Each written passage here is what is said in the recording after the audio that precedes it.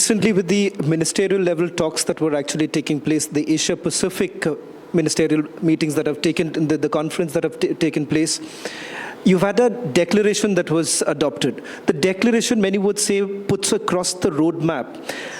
What do you think perhaps changes the entire scenario, the entire aviation industry, with India playing a major role in the Asia Pacific region?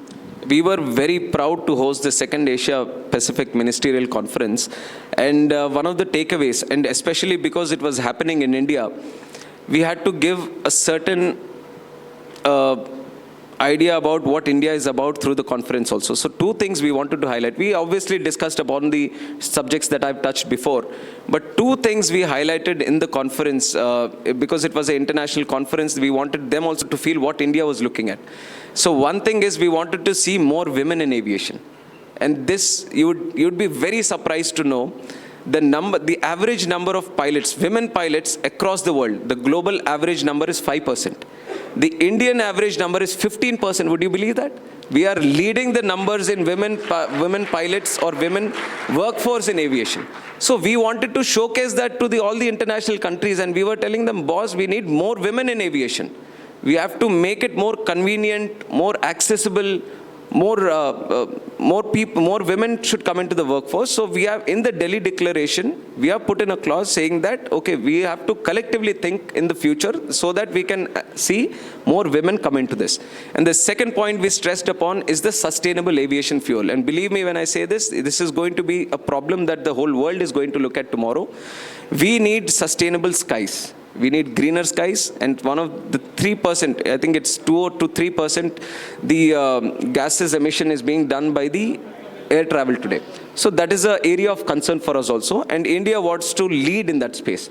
So sustainable aviation fuel is one of the solutions for having greener skies for aviation.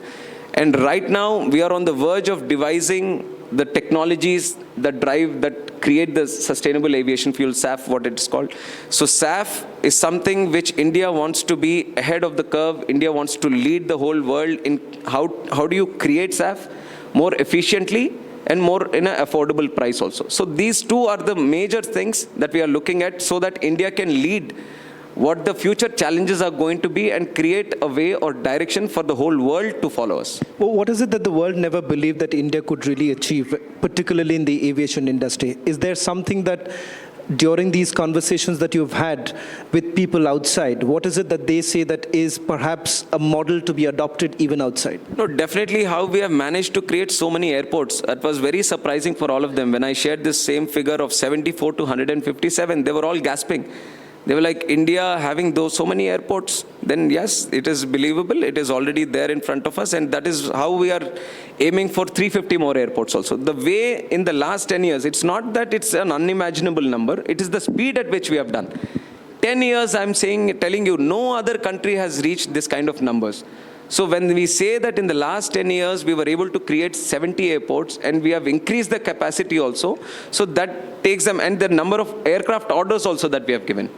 1,500 aircrafts, no other country has given. So they see the potential of growth of aviation in the country, not just the one we have seen in the last 10 years, but what they are going to see in the next 10 years. And definitely when we have said that more women need to come in, and we have proved it by the statistics also, that also they were kind of feeling happy about India that we are leading them in the front in women aviation also.